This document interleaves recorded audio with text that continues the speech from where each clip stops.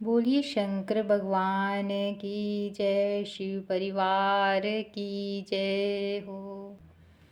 दूसरा अध्याय शिव पुराण की महिमा और संहिताओं के वेद। सूत जी बोले, हे मुनीश्वरों, ये आपने त्रिलोक हितकारी बड़ा अच्छा प्रश्न किया है। मैं आप लोगों की ऐसी रुचि देखकर श्री गुरु जी का स्मरण कर जो कहता हूँ उसे आदर सहित सुनिए।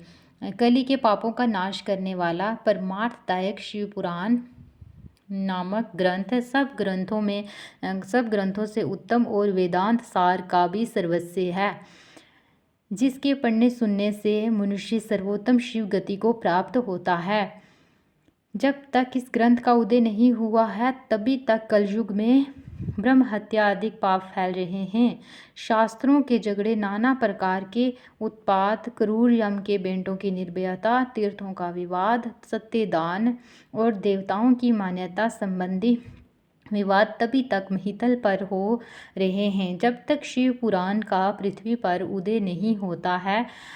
जब ये प्रत्यक्ष हो जाएगा तब शास्त्रों के परस्पर झगड़े आदि सभी इसकी गर्जना से समाप्त हो जाएंगे, क्योंकि भगवान वेद व्यास के कहे हुए इस पुराण का बहुत महत्व है। इसके कीर्तन और श्रवण से जो फल प्राप्त होता है वह सब का सब तो मैं नहीं कह सकता, किंतु उसका कुछ महात्म्य मैं आप लोगों से कहता हूँ, ध्यान देकर सुनिए। इसमें मैं अपनी ओर से कुछ नहीं कहूँगा, जो व्यास जी ने कहा है वही कहूँगा। व्यास जी ने कहा है, यदि शिव पुराण का एक या आधा श्लोक भी कोई पढ़ेगा तो वह पाप से छूट जाएगा, और यदि सावधानी से संपूर्ण पढ़े तो जीवन मुक्त हो जावे, और इसके अनुसार आचरण करे तो एक एक दिन में एक एक अश्वमेघ का फल पावेगा। यदि कोई दूसरे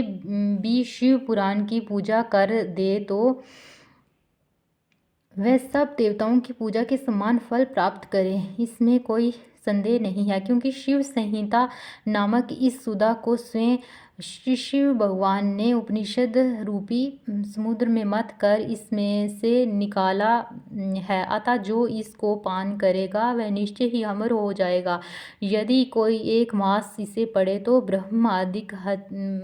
ब्रह्म हत्या आदि पापों से भी वह मुक्त हो जाएगा, और शिवालय में या बिल्व के वन में जो इस संहिता को पढ़ेगा वह अद्भुत फल का लाभ करेगा। जो श्री भैरव जी की मूर्ति के सामने इसका 3 बार पाठ करता है उसके सभी मनोरथ पूर्ण होते हैं। यदि चतुर्थी के दिन निराहार रह बिल्व के मूल में बैठकर इसे पढ़े तो शिवजी की पूजा के समान है, और उसकी देवता भी पूजा करते हैं। इसमें शिवजी के दिए हुए अर्थ, धर्म, काम और मोक्ष चारों पदार्थों का विवेचन और उनकी प्राप्ति के उपाय तथा शिव जी की लीला और विज्ञान सब कुछ निहित है। अतएव ये सब प्रकार से आदरणीय है। वेद और ब्रह्मा जी की स्मृति के अनुसार शिवजी ने ही पहले इस शिव पुराण की रचना की, जिसमें विद्वेश्वर संहिता, रुद्र संहिता, विनायक संहिता, उमा संहिता, मात्र संहिता, एकादश रुद्र संहिता, कैलाश संहिता, शतरुद्र संहिता, कोटि रुद्र संहिता, सहस्त्र कोटि रुद्र संहिता, वाव्य संहिता और धर्म संहिता, इतनी संहिताएं इस पुराण से सम्मिलित हैं। ये सभी पुण्यतर है। इसमें विद्वेश्वर, रुद्र, विनायक ये तीनों संहिताएं 10-10 हजार तथा उमा और मात्र ये दोनों 8-8 हजार, और एकादश रुद्र संहिता 13,000, कैलाश संहिता 6,000, शतरुद्र 3,000, कोटि रुद्र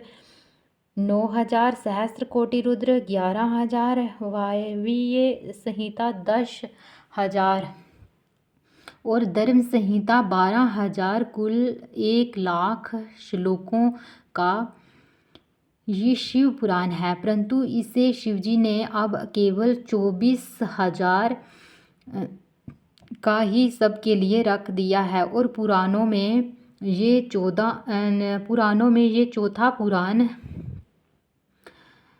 कहा जाता है, परंतु अब इसमें 7 संहिताएं ही प्रधान हैं।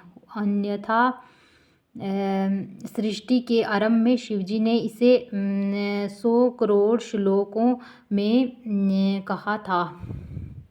अब ये 24,000 संख्याओं वाला शिव पुराण केवल इन 7 संहिताओं में ही शेष रह गया है, यथा विद्वेश्वर संहिता, रुद्र संहिता, शतरुद्र संहिता, श्रीकोटि रुद्र संहिता, श्री उमा संहिता, कैलाश संहिता, श्री कैलाश संहिता और वायवीय संहिता। जो इस सप्त संहिता युक्त शिव महापुराण को आदर सहित पूरा पढ़ेगा वह जीवन मुक्त हो जाएगा। ये सब पुराणों का तिलक और सब जीवों का कल्याण दाता है। इसमें वेदांत और विज्ञान सब कुछ पूर्ण रूप से निहित हैं। इसे परमादर से पढ़ने वाला शंभु प्रिय हो परम गति का लाभ करता है। इति श्री शिव महापुराण विद्वेश्वर संहिता का दूसरा अध्याय समाप्त। बोलो शिव शंकर भोलेनाथ की जय हो।